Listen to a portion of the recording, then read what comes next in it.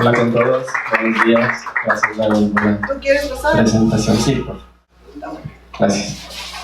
Muy contento de estar aquí con todos ustedes hoy día. Me parece que estos espacios de difusión de ideas, de conocimiento son increíbles para conectar entre diferentes personas, lo que pensamos, que podemos aprender entre nosotros. Y siempre he sido fan de Creative Mornings, entonces cuando me invitaron me sentí súper honrado. Entonces, súper feliz de estar aquí con ustedes hoy para compartir un poco sobre mi trabajo.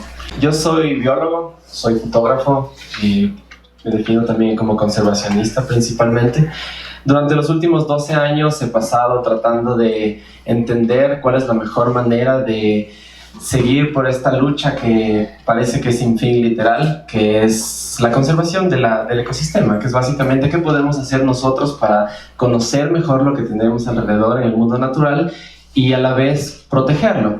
Entonces durante los próximos minutos vamos a emprender un viaje básicamente de lo que ha sido mis últimos 12 años trabajando con mi equipo, tratando de entender más la naturaleza y cómo protegerla.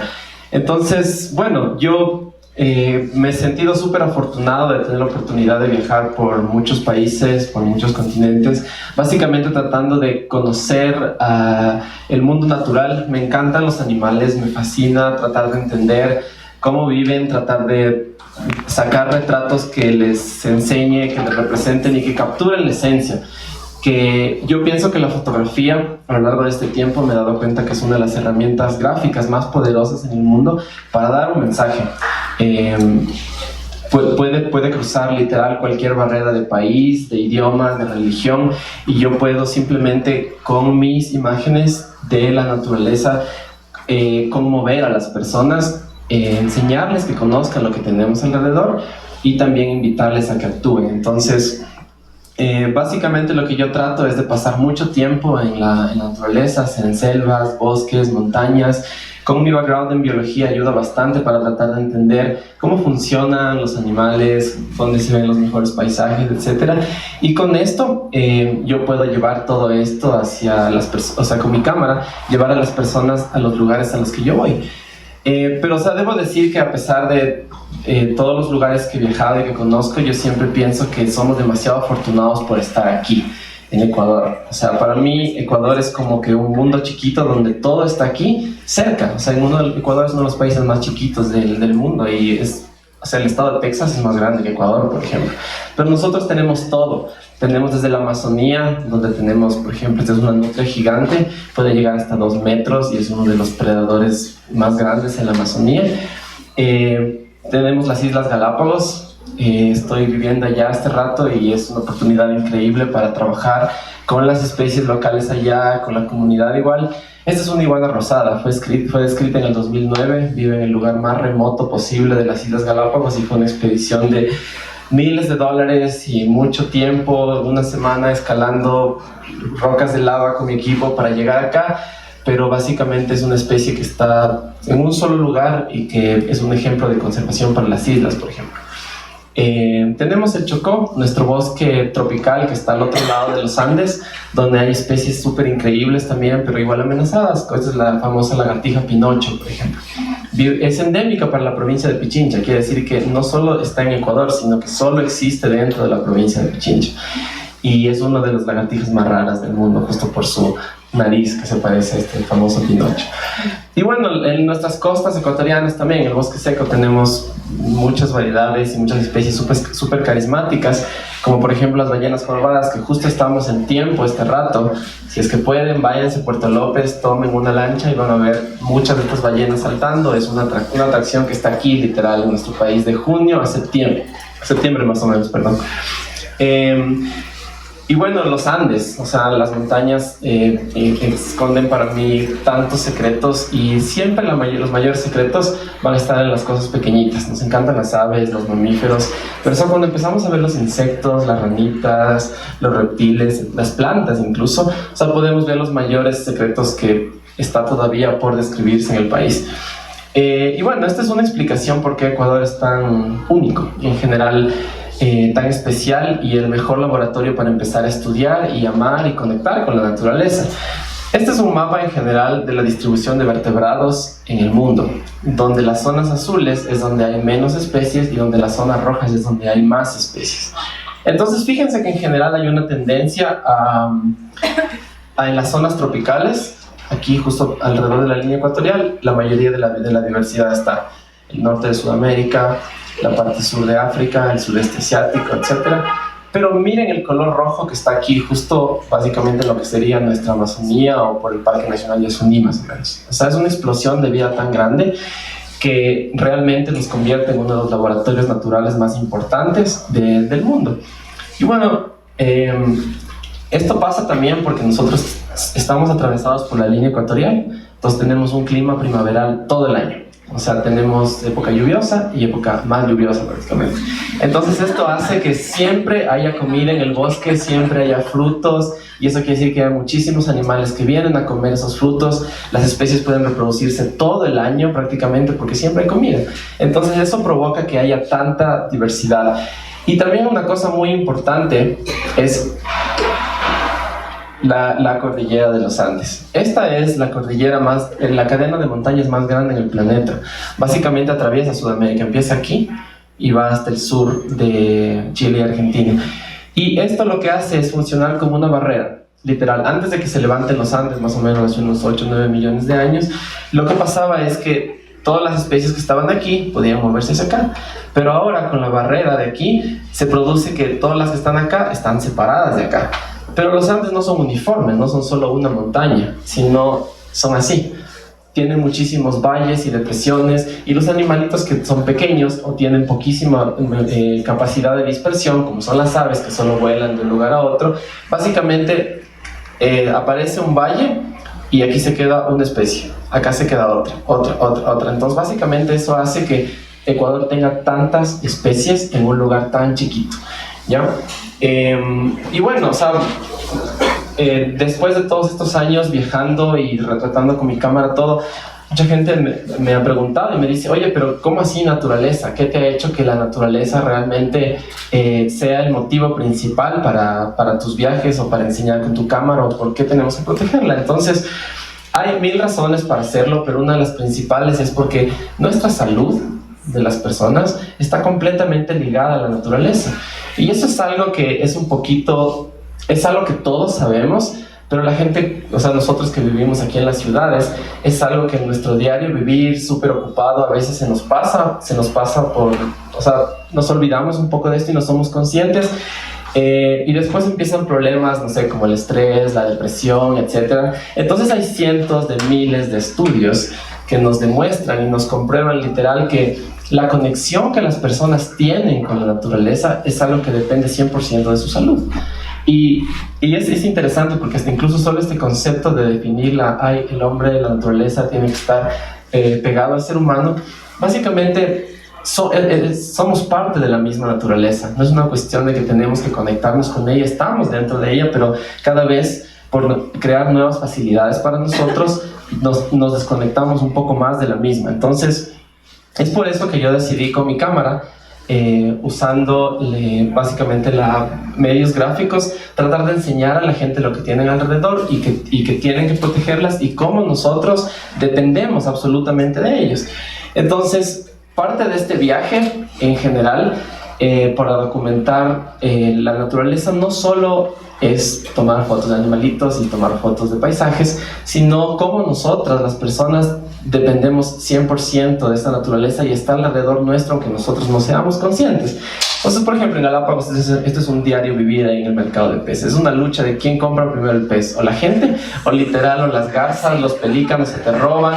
Entonces, estamos tan ahí linkeados en general y es parte de nuestro diario vivir. Miren, esto es lo que se llama traffic jam en Asia, por ejemplo. O sea, estás en tu carrito y tienes que esperar que toda la gente pase con su manada de búfalos por la mitad de la calle, y es algo súper cotidiano. O esta es una escena súper típica en Manabí, por ejemplo. O sea, nosotros vamos, los pescadores cogen sus pescados, y solamente llegar desde el mar hasta la lanchita donde van a dejar todo, a veces llegan con la mitad de pescados, porque, o sea, literal, tienen que pelear con las garzas, los piqueros, las gaviotas. en esta interacción del día a día. Este es unos diferentes monumentos en Asia. Hay algunos monitos que están siempre ahí. Y bueno, o sea, una escena tradicional en montañita igual, no solo hay fiesta en montañita, sino, o sea, todas las noches en todos los cables de luz se perchan estas como golondrinas que duermen ahí, y la gente es como que a veces ni siquiera se da cuenta o se toma el tiempo para ver que está ahí. La investigación científica es súper importante, es parte, la ciencia básicamente es la base de absolutamente todo esto. Nosotros como fotógrafos, artistas, comunicadores, lo que tratamos de hacer es traducir lo que los científicos hacemos, pero de una manera mucho más amigable para poder conectar con las personas. Más del 90% de personas en el mundo no tienen nada que ver con ciencia, no tienen nada que ver con investigación, y básicamente estudiando yo mismo biología me di cuenta que la mayoría de los datos que la ciencia produce son súper pesados, son súper crudos, y es por eso que hay esa desconexión entre la gente y la ciencia. Entonces, usando la fotografía justamente es esta manera de conectar. Pero la ciencia es el pilar en general de toda la conservación, porque ellos nos dan datos y resultados por los que nosotros podemos basarnos para comunicar. Y bueno, el turismo es algo súper importante también, porque el turismo bien hecho, ecoturismo, trabaja con las comunidades locales y invita en general a la gente de ciudad, a los extranjeros, básicamente a ser parte de su patio trasero, digamos, donde está todos esos paisajes y esa naturaleza. Entonces, hacerlo de una buena manera, se puede apoyar a las comunidades igual e invitar a la gente a que se conecte más con la naturaleza. Y, por ejemplo, trabajar con comunidades locales es una de las claves principales en general para vincularte con la naturaleza y protegerla también. Y lo mismo con las comunidades indígenas. Entonces, bueno, de todo, en todos estos años y en todo este proceso, también he logrado ver y documentar en los animales, la naturaleza en general, que al igual que las personas, como nosotros tenemos diferentes ciclos que a veces tienen que llegar a su fin, como, no sé, terminar nuestra carrera, terminar nuestro trabajo, terminar relaciones personales, laborales, que de otra manera nos hacen que llegue un proceso a su fin, pero que se abre otro. Esto nos pasa igual en el diario vivir de la naturaleza, y nosotros a veces no le prestamos mucha atención. O sea, el fin de un ciclo reproductivo en general, el fin de las lluvias o de una tormenta en general. Todos los días tenemos el fin del día, traducido en los atardeceres, o incluso el fin de la vida, básicamente por otro animal que se come a otro. Pero hay un problema que nos pone a pensar aquí. Todos estos fines, tanto en las personas como en la naturaleza, son cosas que tienen que pasar y que están todo controlados por un ciclo. O sea, es natural, digamos, al final de cuentas. El problema es que más o menos cuando empezó la revolución industrial y nosotros empezamos a producir mucha tecnología que nos tradujo en facilidades, empezaron los problemas. Ecuador no solo es uno de los países más diversos del mundo, sino también es uno de los países con más especies amenazadas. ¿Y por qué pasa esto? Vamos a ver un poco las razones, que no es solo el problema de Ecuador, sino en general de todos los países que tienen esta bendición o maldición de tener tantos recursos naturales. Uno de los problemas son los monocultivos. Y este es uno de los principales problemas que produce la deforestación. El cortar nuestros bosques para sembrar básicamente cualquier monocultivo, en este caso, uno de los más peligrosos en el mundo, la palma africana, por ejemplo. Entonces, en todos los bosques tropicales en el planeta, básicamente están siendo diezmados solamente para sembrar palma africana. Entonces, esto es un día normal en Esmeraldas. Esmeraldas es conocida como la provincia verde, pero o sea, yo creo que ya hay que cambiarle el nombre porque no va a ser verde nomás. De la vegetación original de Esmeraldas queda el 2% intacto. 2%. O sea, básicamente cada día se talan alrededor de 20 canchas de fútbol en bosque tropical en el Ecuador. Y Ecuador, por más que es tan chiquitito, tiene una de las tasas de deforestación más alta en Sudamérica, solamente después de Brasil. Pero Brasil es básicamente casi todo Sudamérica, entonces es algo súper alarmante. Y fíjense, esa es una volqueta, un camión gigante, y miren el tamaño que tienen esos árboles. Entonces, siguiendo a este camión, llega a un lugar como este. Ahí está el mismo camión, ya sin los árboles, Y miren cuántos árboles de ese tamaño hay en uno de estos lugares de procesamiento de madera. Esto es madera fina, árboles que se demoran cientos de años en crecer, que básicamente fueron cortados para sembrar palma africana o básicamente o para vender madera fina para que tengamos un mueble bonito en nuestra sala. Entonces, este es uno de los principales problemas de la deforestación del bosque. Otro que es un poquito más complejo porque depende de la interacción de muchos factores es el cambio climático. Nosotros escuchamos esto a diario, que está pasando, no está pasando, pero básicamente es un cambio a nivel mundial en los ciclos naturales, en las estaciones. Por ejemplo, las lluvias cada vez son más fuertes, las sequías cada vez son más largas, y este es un ejemplo que uno piensa el cambio climático como que súper lejano, ¿no? Uno dice, esto pasa tal vez en África, en el desierto. Esta es una foto tomada en la isla Santay, básicamente al frente de Guayaquil, básicamente hace unos 4 o 5 años. Lo que ustedes están viendo aquí es un lago. Es un lago que está totalmente seco, y este año fue una de las sequías más fuertes en esta isla, y produjo la muerte de prácticamente todos los animales que dependían de tomar agua de ese lago. Esto está pasando aquí, pese a que la gente no lo vemos, pero sí es un problema que literal, uno de los principales problemas en general que amenaza. Otro es el tráfico de especies silvestres. O sea, todo el mundo es como que, qué chévere, yo quiero tener un lorito en la casa, un monito, y básicamente sacar especies exóticas, o sea, o especies que viven en la naturaleza, que no son las mascotas que tenemos en la casa, es uno de los principales problemas también. Y esto genera que la gente vaya al bosque, las comunidades locales vayan al bosque, saquen los animales y vengan para que estén en su casa. Y básicamente es difícil de criarlos.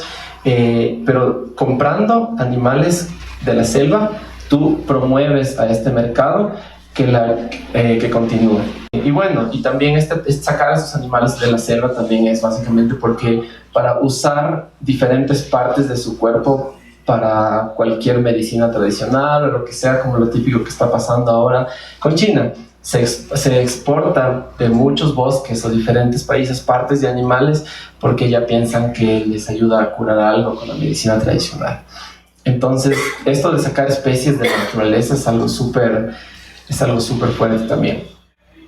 Entonces, algunas personas me han preguntado y me han dicho, y finalmente el último y uno de los más importantes que tiene que ver con nuestro día a día literal es con la contaminación de todo tipo. O sea, por ejemplo, en Galápagos es uno de los lugares más protegidos y yo estoy ahí, pero cada año la limpieza, tú ves que la regulación es súper fuerte, ya no hay plásticos para nada, pero cada mes, bueno, cada par de meses se hacen limpiezas costeras y se encuentran, no tienen idea, en las islas que no están habitadas, se encuentran toneladas de plástico, pero tú coges una latita y está escrito en un idioma en África, un idioma en Asia, porque por más de que nosotros, digamos, como ciudad, digamos, aquí en Quito empezamos a cuidar bien nuestros desechos, o en Galápagos que cuidan bien sus desechos, toda esta basura viene con las corrientes marinas, toda esta basura viene con el viento, etc. Entonces es algo que tenemos que empezar por nosotros mismos, pero de alguna otra manera es la forma más, es una de las formas de contaminación más grande que hay, porque sobre todo por esto de estos plásticos de un solo uso, es uno de los principales problemas. Entonces muchas personas me dicen, bueno, pero ¿qué podemos hacer? Porque la mayoría de las personas piensan que el problema no depende de nosotros. O sea, que las grandes transnacionales hagan algo o que China haga algo para parar el tráfico de especies, etc. Y está bien, son problemas que a largo plazo y políticamente van a tomar más tiempo, pero hay muchas cosas súper puntuales que nosotros en nuestro día a día, en nuestro diario vivir, podemos empezar a tomar esas decisiones, tal vez una por una, tal vez todas a la vez, pero con que sea progresivamente estamos dando nuestro cambio por el mundo y de alguna otra manera eso es lo importante. Entonces, por ejemplo, un par de sugerencias. La mayoría de deforestación en el mundo es para criar animales que van a ser comida de otros animales. Literal, o sea, van a un bosque, cortan todo, empiezan a sembrar plantas para dar de comer animales. Entonces, en general, el reducir el consumo de carne es una de las mejores maneras de combatir el cambio climático y la deforestación, ¿ya? Tratar de evitar de productos que tengan aceite de palma, O sea, la Nutella, muchísimos maquillajes, que cada vez ustedes a lo que leen pueden decir no contiene aceite de palma. Entonces, principalmente porque este es uno de los principales, como les enseñaba, productos que eliminan el bosque tropical. Obviamente no comprar animales silvestres para mascotas. Esto de la movilización en las ciudades es algo súper práctico. Yo sé que todavía nos falta mucho como ciudad aquí en Quito por mejorar nuestros transportes públicos, pero básicamente tratar de usar a medida de lo posible el transporte público. Cuando se vayan a algún lado en carro, tratar de compartir, o mejor usar bicicleta a medida de lo posible, porque básicamente la emisión de los gases que generan el tráfico en general es una forma de contaminar el clima igual. Está súper de moda lo del reciclaje y está súper bien, pero o sea, no solo termina el reciclaje, sino también, por ejemplo, la idea de aquí de que tienes que traer tu propia taza me parece increíble, porque en vez de comprar 100 tacitas de plástico para que se boten y se usen una sola vez, se recicla, se reusa, y lo más importante de estas 3 R's es la reducción. O sea, no es solo una cuestión de, no importa, me tomé compré una botella de agua, pero le pongo en el reciclaje. O sea, lo más importante de esto es reducir, tratar de evitar el consumo. Esto es una de las cosas más importantes que les invito y que puede ser un cambio gigantesco. La cosa no es tratar de reducir los plásticos, la cosa es tratar de evitar usar plásticos de un solo uso. Que literal ustedes toman en un vasito y lo botan ese rato. O sea, se lo usa por una cantidad tan pequeña de tiempo.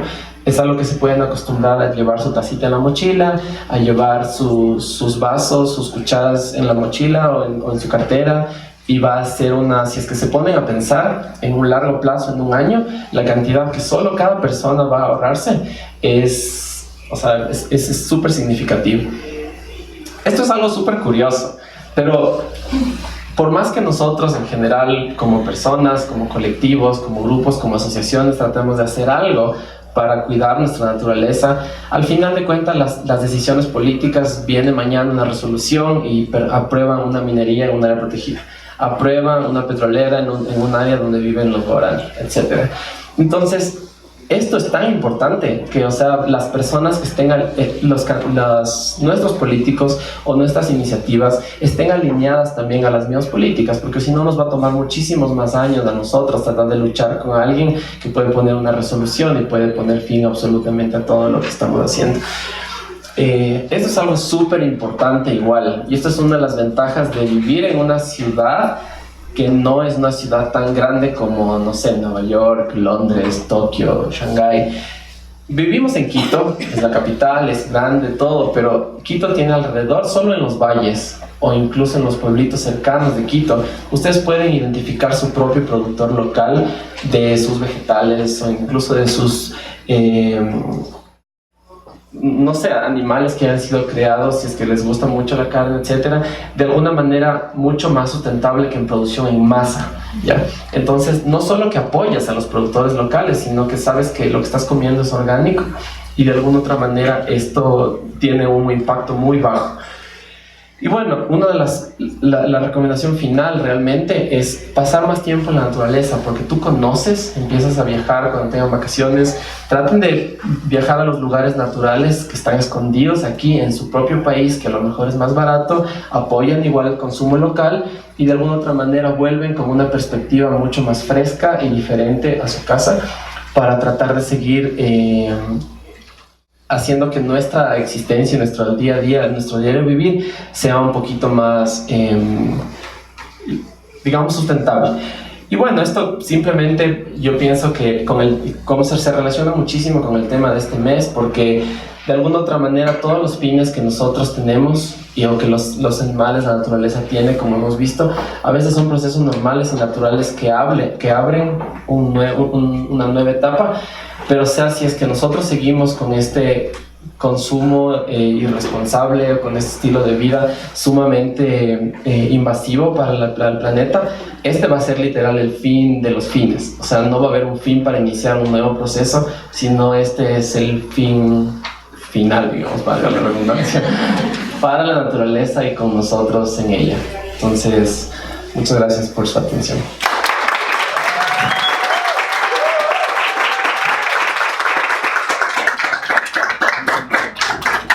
Bueno, le damos un fuerte aplauso a Lucas, por favor. Me parece súper interesante esto de la conservación, más aún cuando uno es padre, quiere que todo el universo, todo el planeta que nosotros tenemos, poder heredarle a nuestros hijos, entonces te crea un poco más de conciencia. Yo creo que algún rato ustedes lo van a vivir, los que no son padres todavía, y van a pensar y van a decir, bueno, quiero conservar el planeta, tal vez ya no para mí, sino para mis hijos y tal vez para mis nietos. Así que chévere charla. Vamos a abrir ahorita una ronda de preguntas. No sé si alguien tiene alguna inquietud que quiera hacerle a Lucas. En este momento vamos a recibir las preguntas, no todos a la vez, tranquilos, no se lancen.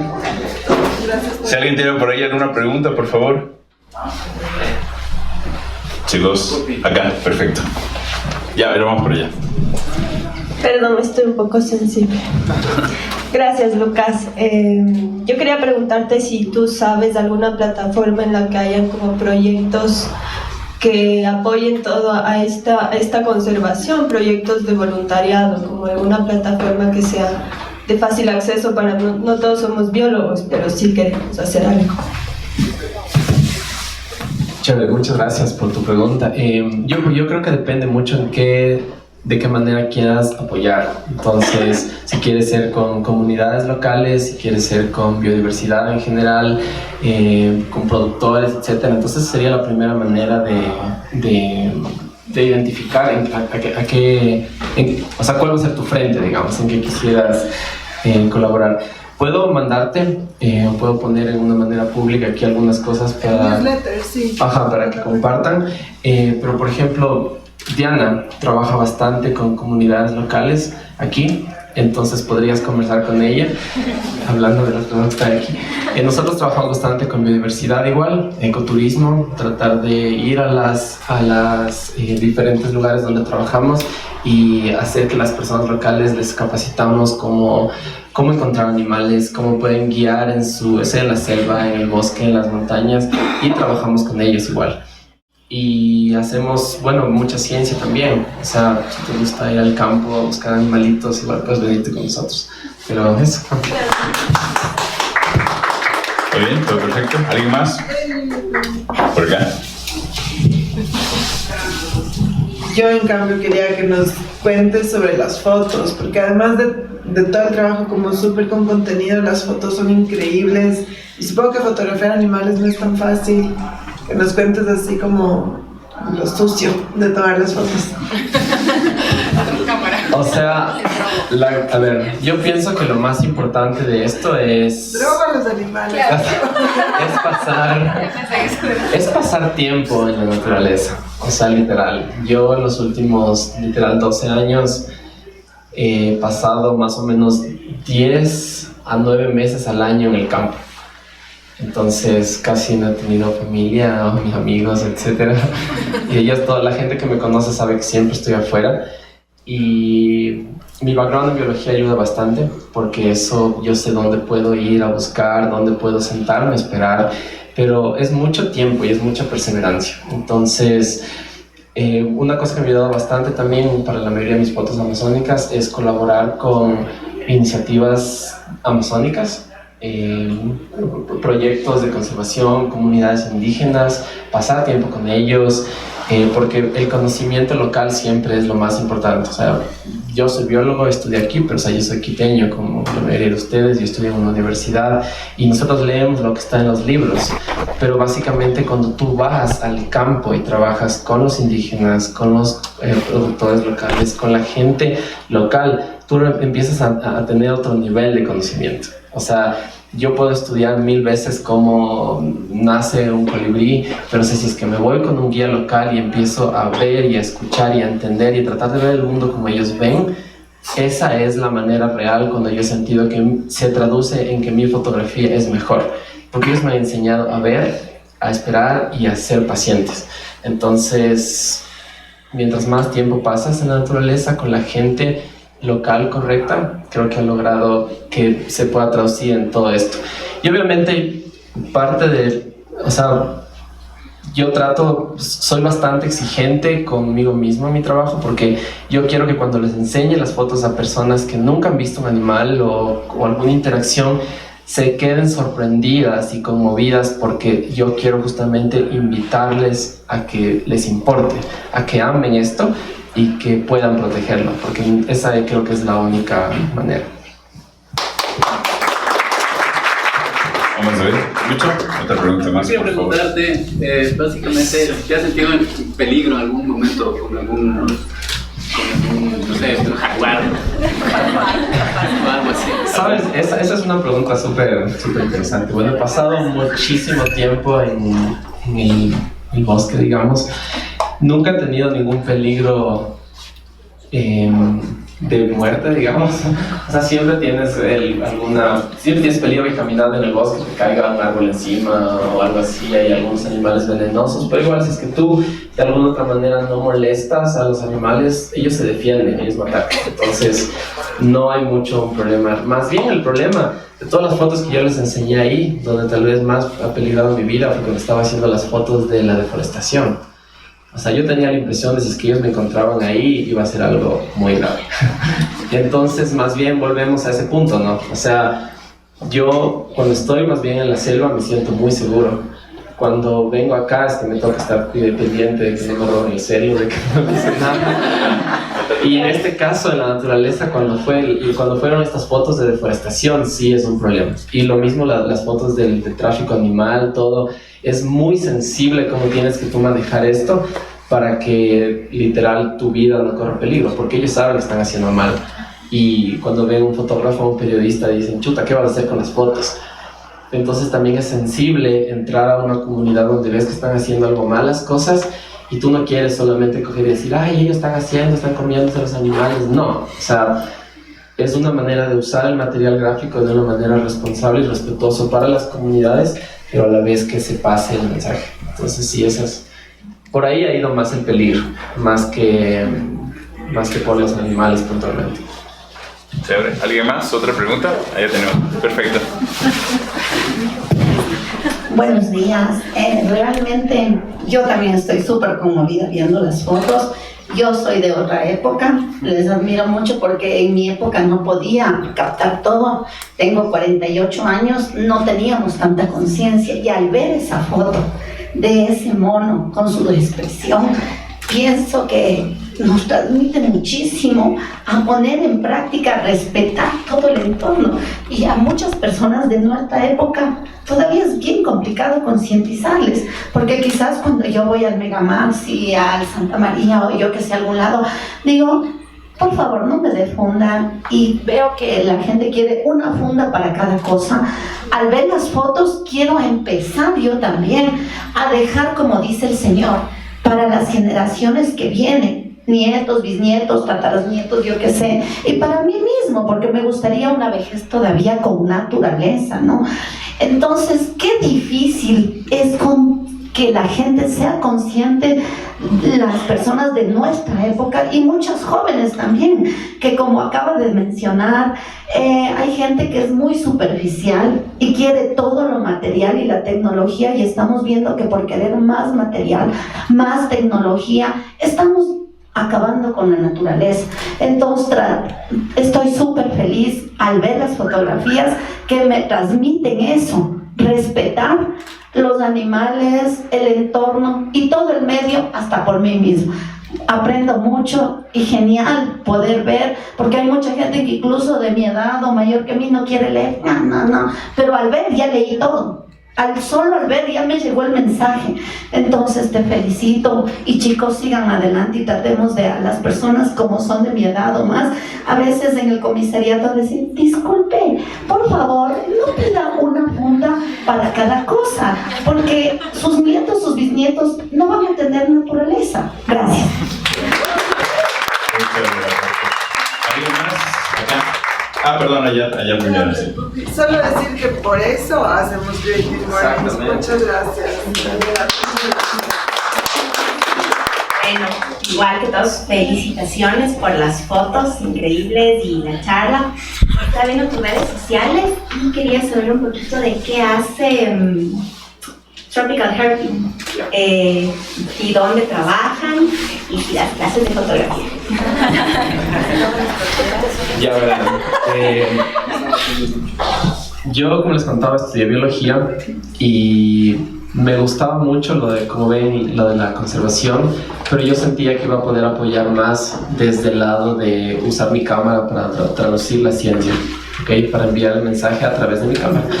Entonces, hace 10 años, justamente en este año, creamos una iniciativa de conservación de biodiversidad, principalmente basada en anfibios y reptiles, porque es nuestro grupo de animales que más nos gusta, y además los anfibios son el grupo de vertebrados más amenazados en la Tierra. Entonces dijimos, vamos a tratar de enfocar todos nuestros esfuerzos de ciencia y conservación en él. Entonces creamos esta organización que es de investigación y de conservación, que se llama Tropical Herbing, que hace lo que cualquier grupo de investigación hace, o sea, describir nuevas especies para la ciencia, escribir artículos, guías de campo, libros, pero nosotros queríamos usar siempre la fotografía y el ecoturismo como las principales herramientas para llegar a la mayor cantidad de personas con el mensaje, con este tipo de cosas, pero también para crear nuestros propios fondos para los proyectos.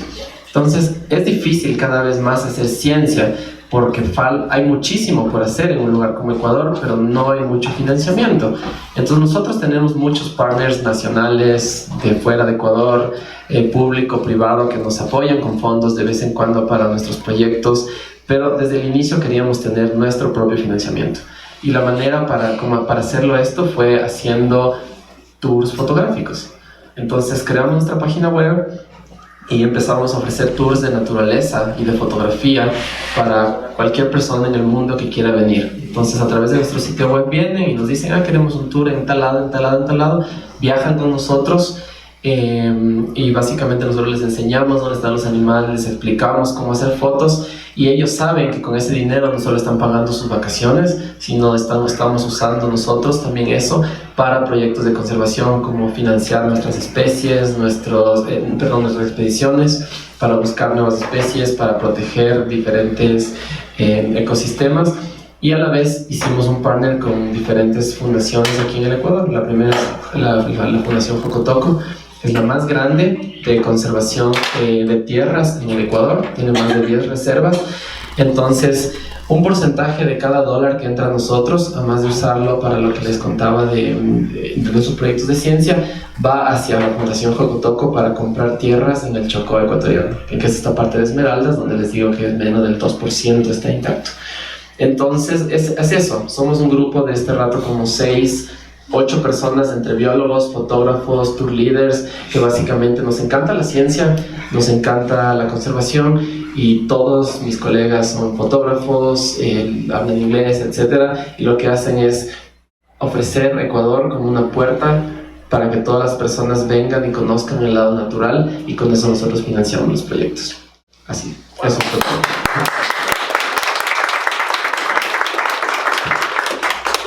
Ya, un poquito que nos cuentes cuáles han sido los retos de ser como ecuatoriano y emprender en esto de la fotografía de naturaleza, porque hemos visto un montón de fotos de naturaleza, pero nunca por un ecuatoriano, y es como, eso es súper importante. Ya, gracias.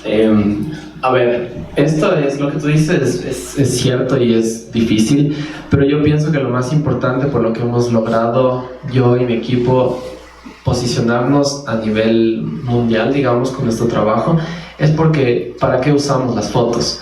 Eso es una de las cosas que nosotros tenemos súper claro y que nosotros aprendimos desde el inicio.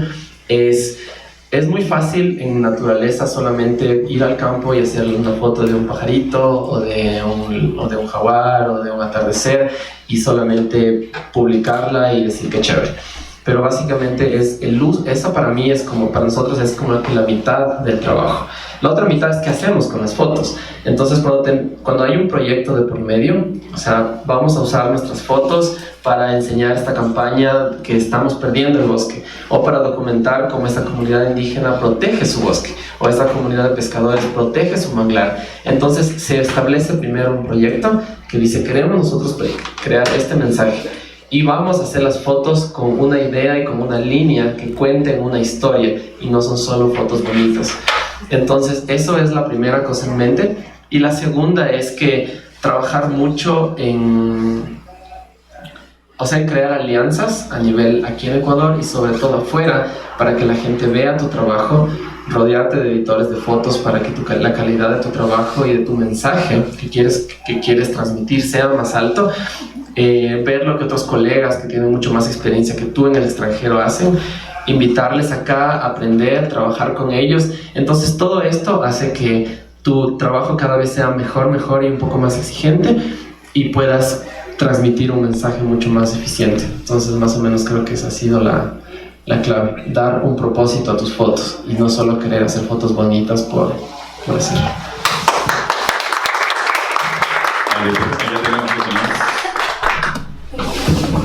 Hola, ¿qué tal? Quería hacerte una pregunta en cuanto a lo de la ciencia y la investigación. Yo veo que ustedes hacen mucho investigación y toda la cosa, y creo que no son el único grupo, pero tenemos que llegar a un lugar específico para enterarnos de lo que la gente está haciendo. Porque no, la ciencia o la investigación no se puede divulgar tan fácilmente como otras cosas, como en las noticias. O sea, suponte, yo en el comercio todos los domingos veo un parrafito de algo que se está haciendo de investigación o de ecoturismo o lo que sea relacionado. ¿Por qué es tan difícil que el tema de investigación, de ciencia, de conservación llegue a más gente? O sea, si tú no nos hubieras hablado de eso hoy, posiblemente mucha de la gente no se hubiera enterado. Y como tú, debe haber cientos de grupos que estén haciendo su partecita, pero que lastimosamente, por algún motivo que no lo sé, no nos llega. Entonces quisiera saber cuál es tu punto de vista respecto a eso. Oye, muchas gracias por tu pregunta, es súper importante y es una respuesta bien compleja esto. Hay muchos frentes por los que esto no pasa. Primero, porque primero es un problema principalmente de educación. O sea, no está todavía en nuestra educación básica, en nuestras universidades, explicar esto, o sea, estos problemas. O sea, primero explicando dónde estamos en el mundo, ¿no? O sea, explicando toda esta riqueza y este potencial que tiene el país en cualquier carrera que tú estudies. O sea, yo pienso que en general en la universidad a mí me enseñaron a ser biólogo, me enseñaron a contar los pelitos de la pata de la hormiga y saber que así se le identifica. Pero o sea, a mí no me enseñaron nada de comunicación en la universidad, a mí no me enseñaron nada de networking, de marketing, cómo crear fondos para mi proyecto. Entonces yo pienso que en general la educación es uno de los principales problemas porque es demasiado cuadrada y es en una sola línea. Si tú estudias medicina tienes que ser médico, si eres arquitecto, pero no se dan cuenta que en general ahora en el mundo en el que estamos necesitas tú muchas herramientas de millones de temas para progresar en tu negocio, que lo que sea que hagas. O sea, a mí nunca me dieron una clase de negocios, por ejemplo, como les decía, de cómo conseguir fondos, y así sea que tú estudies lo que sea, son herramientas que tienes que tener ahí. Entonces, en parte de estas herramientas en la educación debería estar en dónde estamos sentados, de lo que sea que estemos estudiando, dónde vivimos, qué tenemos en nuestro patio trasero y por qué es importante protegerlo, para que cualquier negocio o carrera que tengas sea lo más sustentable con tu mismo país, primera cosa. La segunda es porque estos temas normalmente, por la falta de educación justamente, no venden, no son sexys. Entonces el comercio va a preferir poner una noticia de súper sensacionalista o decir que esta actriz se casó con quién, etc. Entonces todo el mundo lo abre porque le interesa y al final de cuentas los medios de comunicación también van a publicar lo que más les vende. Lo que más gente ve es las principales trending noticias que van a estar. Entonces, como estos temas no están tanto de interés popular por esta falta de educación, de alguna otra manera es como que no se las publica tanto. Y como tú dices, solo sale el domingo en una esquinita y ese es su aporte verde. Otro problema es la misma ciencia, lo que les contaba. Todo es una desconexión súper cuadrada, ¿no? O sea, yo produzco mis datos y pongo mis papers y mis números súper crudos que nadie entiende, que solo sean científicos y se queda hasta ahí. Entonces la ciencia debería estar siempre relacionada con la difusión del conocimiento en la comunidad. Porque tú puedes ser el mejor científico del mundo, pero para mí, personalmente, si no conectas eso para que toda la gente en tu barrio, en tu casa, alrededor tuyo lo entienda y le importe, creo que esa es la responsabilidad. Ahí debería terminar la responsabilidad de los científicos. Y finalmente necesitamos más comunicadores, necesitamos más gente, más artistas, desde cualquier lado, no solo la fotografía, pintores, músicos, que traten de ellos son la gente, ellos son las personas que tocan a la gente con su arte. O sea, nosotros somos seres súper visuales, auditivos, y somos muy fácil de conmover con cosas gráficas, auditivas, sensoriales. Entonces, que los artistas y los comunicadores traten de linkear todas estas realidades, lo lindo y lo malo también en su obra, va a hacer que la comunidad en general se involucre más. Entonces hay que atacarles por todos esos frentes y necesitamos más gente que le importe y que quiera hacerlo también. Yo solamente quería sumar una cosa más a las causas que tú dices. Yo creo que hay otro tema que es súper importante que no debemos olvidar, y es los intereses económicos y políticos que hay detrás. Porque también no todo es así de la gestión de nosotros. También hay grandes consorcios, grandes multinacionales, grandes gobiernos que están interesados en sus intereses económicos, en sus empresas contaminantes, en las producciones de carne a gran escala, en la palma africana en gran escala, que no les conviene pues que haya sensibilización, que haya educación, que el arte apoya estos procesos de divulgación. Y por eso también yo solamente, aparte de agradecerte, que ha sido muy genial y creo que muy pertinente ahorita el tema, lo que está pasando ahorita, compañeros, en el país. Ayer se anunció que empieza la minería a gran escala de cobre en nuestro país. También nos invita a movilizarnos como ciudadanos. Es hora de dejar un poquito las redes sociales también, y también salir como ciudadanos a defender este hermoso país que tenemos, como tú lo has dicho hoy día. Entonces hay que estar súper atentos. Hay prácticas pequeñas que podemos hacer, pero creo que es un momento también donde el tema político y la movilización social es fundamental para que no acaben con nuestro planeta. Muchas gracias a ti. Listo. Tenemos una pregunta final. Ya vamos terminando, por favor. A ver si me ayudan con el micrófono.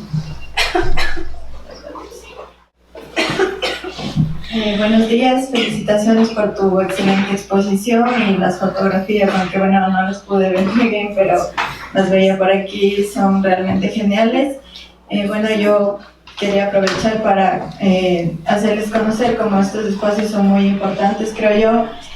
Bueno, soy parte del Colegio de Ingenieros Ambientales y bueno, este colectivo existe aquí en nuestra provincia. Y bueno, yo como parte del colegio quería preguntarte cómo crees tú que podríamos captar a través de la fotografía problemas que a veces no son muy evidentes, por ejemplo lo del cambio climático. Hay efectos que, o sea, no son tan fáciles, yo creo, de captar fotográficamente, pero ¿cómo tú te has ideado para poder captar y mostrar a las personas? Porque como tú dices, lo más importante es que nosotros podamos relacionar que todas las cosas que están pasando en el ambiente nos van a afectar tarde o temprano, y poder crear esa sensibilizar a las personas, porque o sea, a pesar de que la ONU ya anunció que para el 2050 tal vez todos estos efectos sean ya irreversibles, aún así las personas todavía no creen en esto. Entonces, ¿cómo tú podrías captar eso a través de fotografías, estos efectos, para que la gente realmente pueda ver y pueda darse cuenta que es una realidad bastante cercana? Gracias.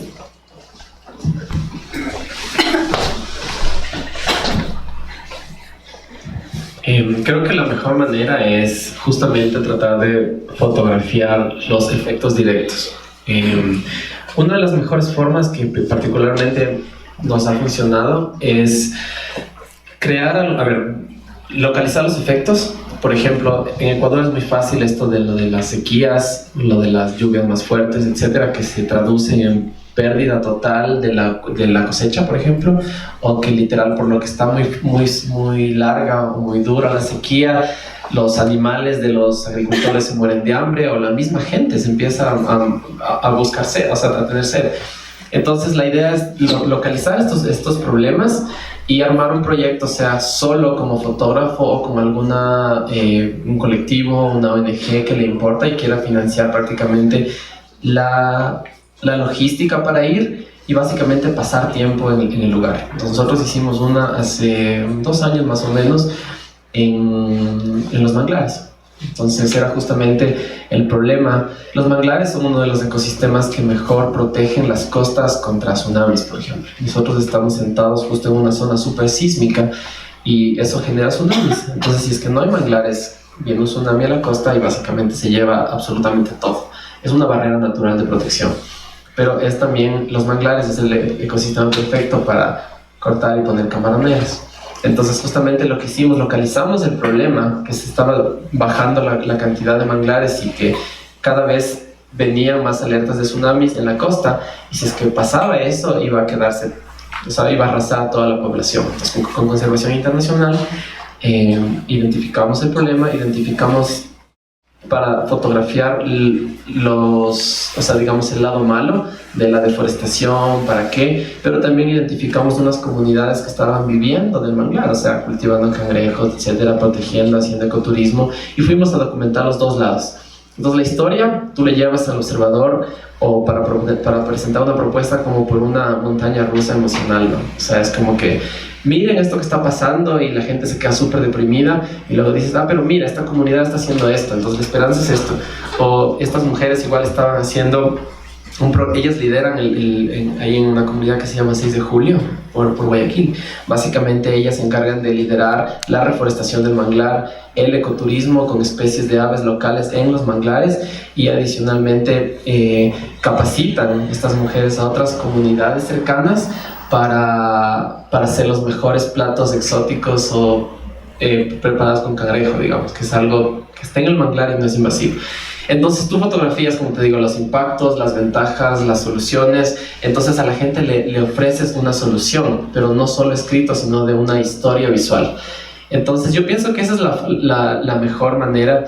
Y bueno, o sea, nosotros tenemos aquí el principal problema en países como Ecuador, que son tan verdes, tan diversos, es que a nivel de cambio climático justamente va a ser esto de las sequías y las lluvias, pero en la pobreza va a estar lo más traducido igual, porque nosotros aquí en las ciudades básicamente abrimos la llave y nos cae el agua, o vamos al supermercado y nos cae el agua. Entonces, por ejemplo, a mí se me ocurre ahorita, solo como que tú me dices, documentar la vida cotidiana de una persona de ciudad y de un agricultor o de un campesino en la sierra, en un lugar súper humilde, y lo mismo de un pescador en la costa a costa. Y cómo te llega a ti tu plato de comida en el restaurante y todo tu diario, y cómo ellos tienen que producir su comida desde que siembran hasta que cosechan, y lo mismo en la costa. Y dándose cuenta que cada vez les cuesta más, y aquí se traduce en un poco de incremento de precio. Pero sea de dónde provienen los alimentos, es una cadena súper buena para empezar documentando cuando falla esto.